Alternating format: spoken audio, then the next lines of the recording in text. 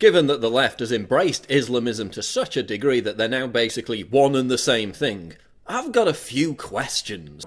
Hey Paul, how are you? So apparently you have some questions to some Muslims, 20 questions apparently. So I thought I'll do my best to answer them for you. So let us get started right now. If banning people from countries because of their religion is bad, then why do 16 Muslim countries ban Israelis because of their religion? First of all, this isn't a religious ban. All Jews can visit any of those countries. It's actually a political ban due to Israel's defiance of international law and illegal building of settlements in Palestinian territories. This is not a contested issue anymore, as Israel has been reprimanded by allies and foes alike for its controversial activity. And the nations that you mentioned, by the way, ban Israelis from entering and not Jews, as you erroneously state. If Islam is culturally compatible with the West, why do 11 Muslim countries still execute gay people? Well, your facts are a little skewed on this matter. 5 countries, not 11, definitely execute homosexuals. And yes, those 5 countries are admittedly Muslim countries. These are state-sanctioned legislations, whereas the other 6 countries that you mentioned have partial and inconsistent treatment of homosexuals and are not supported by state legislation. So this differs based on region, religion, reason, and much more. Now, in saying that, there are 50 Muslim countries around the world, and seeming that 5 have definitive state-sanctioned execution for homosexuality, we actually come to see this is a minority of Muslim countries that still do this. If Islam is culturally compatible with the West, why do the majority of Muslims living in the UK think that homosexuality should be criminalized? Now, this is where you start to fork off your points and begin to generalize based on independent and individual polling. You mentioned this one poll in the UK where it shows 52% of British Muslims think that homosexuality should be illegal. As distasteful as their personal opinions may be, other polls found in the UK, USA and Australia also show that approximately half of the population don't trust, like, or want their children to marry Muslims. So at least the xenophobia is shared in rations across this so-called clash of civilizations. If Islam is culturally compatible with the West, why do supposedly modern Muslim countries like the United Arab Emirates detain, harass and threaten transgender people when they try to enter the country? Well, the same reason that modern so-called Western nations like the United States treated this other transgendered person in Florida with profiling, humiliation, and then forced her to miss her flight due to airport security's discrimination of the transgendered. And this is all according to her own statement. If Islam is culturally compatible with the West, why do you have something literally called the rape game, Taharush Gamir, and something called Bacha Bazi, where old men have sex with young boys? I have personally never heard of anything called the rape gang. Is this more of your selective microscopic storytelling in order to generalize a broad population of 1.7 billion people? See, although these atrocious behaviors may have occurred due to certain individuals in a very few select countries, it does not make it necessarily an Arab or a Muslim thing. Just like beheading and drug crime isn't a Mexican or a Catholic thing, right?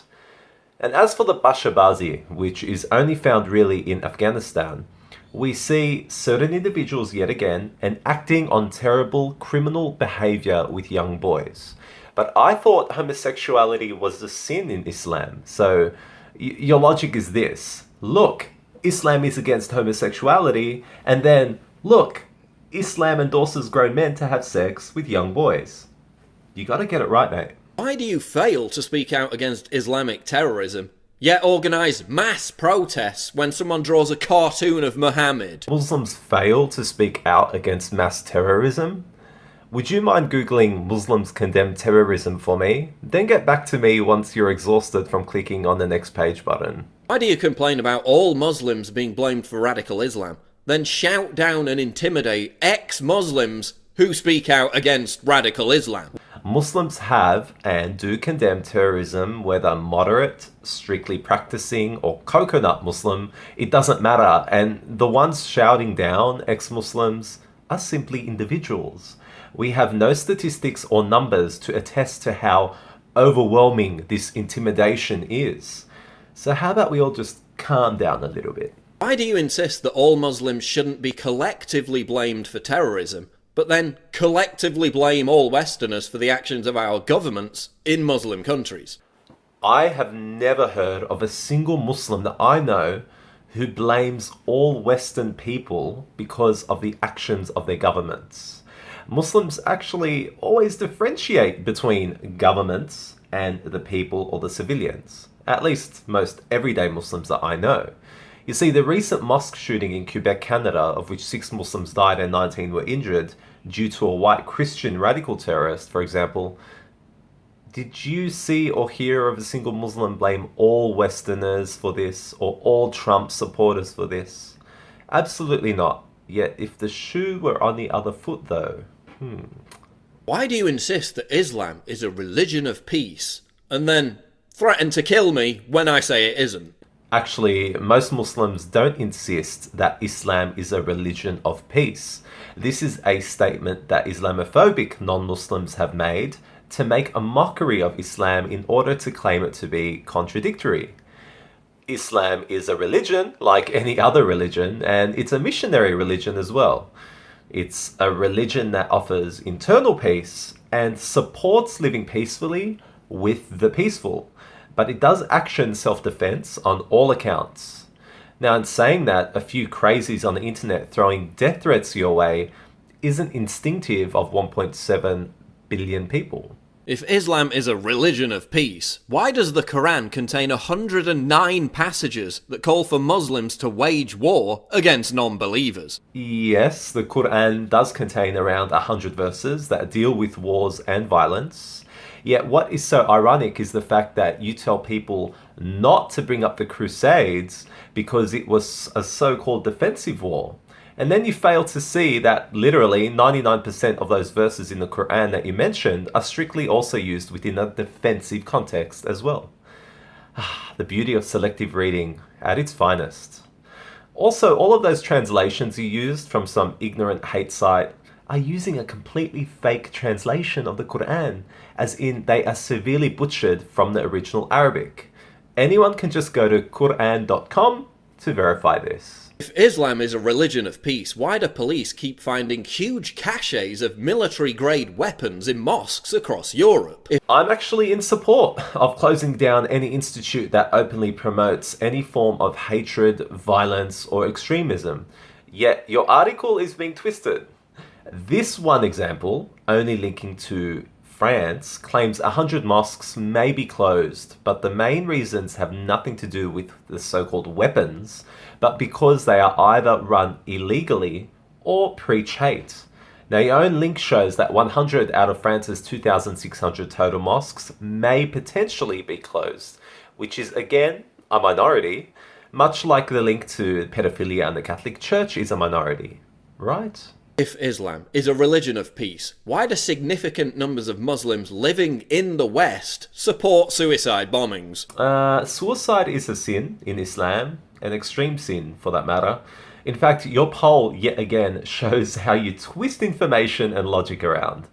The question in the poll wasn't whether or not people support suicide bombings, yet if suicide bombing was ever justified. Your own poll actually states that extremism, including suicide bombing, in most Muslim countries is widely rejected. And that once again, you are pondering to the minorities in order to make another "you Muslims" claim. The funniest fact from that exact same poll source that you use shows that in America at least, Mormons, Christians, Jews, and atheists/agnostics scored higher in percentages in justifying the killing of civilians than the Muslims did. Interesting. If Islam is a religion of peace, why is there no popular Muslim peace movement? Why is there no popular Islamic peace movements? What do you even mean by that absurd claim? I mean, what is a peace movement exactly? Besides the majority of Muslims who actually are living their lives in peaceful movements, is that not good enough for you? Is the fact that millions of Muslims collectively and high up on the religious chain have condemned terrorism from every angle not good enough for you yet again? You most certainly will never hear about any Islamic peace movement on mainstream media, especially in the USA. May I suggest that you expand your search criteria, seeming you had difficulty finding Muslims condemning terrorism in the first place. Please pardon my skepticism of your research on this peace movement claim. If Islam is a religion of peace, why do I routinely receive messages from Muslims who agree with me, but who are afraid to speak out for fear of being killed? A Muslim might be afraid to publicly agree with you in fear of being killed. You're not that influential or good for that matter. Either way, these people might have extreme thinkers in their family or might not want to face the social distress of leaving the religion. So, besides that, you are also aware that the exact same behavior is exhibited by family and friends of people who also convert into Islam, right? If terrorism is all just a backlash against Western foreign policy, why are most victims of terrorism other Muslims? Most victims of terrorism are other Muslims because of something called foreign military intervention. You see, before the USA illegally invaded Iraq, suicide bombings were so rare in the region. And ever since the invasion of Iraq, terrorism in the region has increased by 600%. This happens when you destabilize a country, allow fringe groups to form, and then arm them. Seeming the population is largely Muslim, they too will logically also be the victims of those who take advantage of this instability in the land. Why do you constantly invoke the Crusades, a 600-year-old defensive war, to make apologies for modern-day Islamic terrorism? People bring up the Crusades because people often tend to forget the dark histories that pretty much every religion has faced. And seeming Islam is one of the newest kids on the block. It's still got many teething issues, and people will attack Muslims today and forget the history of all other groups, which span from the dawn of man up until the last couple of decades, where terrorism was something you would mainly hear about in Ireland, for example. Why do you complain about France banning the burkini, when if Western women visited beaches in Islamic countries wearing what they wanted to wear, they'd be attacked and imprisoned? I don't actually think you've been to any Muslim countries, have you? Well, I have. I saw women in bikinis in Turkey, and I saw women in bikinis in Oman swimming in the oasis regions, and I saw women in short skirts in shopping centres in Dubai, completely defying the dress modestly signs plastered outside the windows. And I did not see a single woman in these conditions getting attacked. Besides, banning the burkini is absolutely ridiculous because it covers no more than a standard snorkel suit does. So, why do you try to shout down criticism of Islam by calling it racist, when Islam isn't a race? The famous "but Islam is not a race" cry. Yes, we know Islam is not a race, but you're still likely still a racist. And this has been proven time and time again. Look, I'm all for critical analysis of all religions, including Islam, in a civil, professional, and respectful environment or discourse. Yet drawing stereotypical caricatures of the Prophet Muhammad with a turban and a bomb on his head with an ugly hook nose does your cause no favours. Believe me.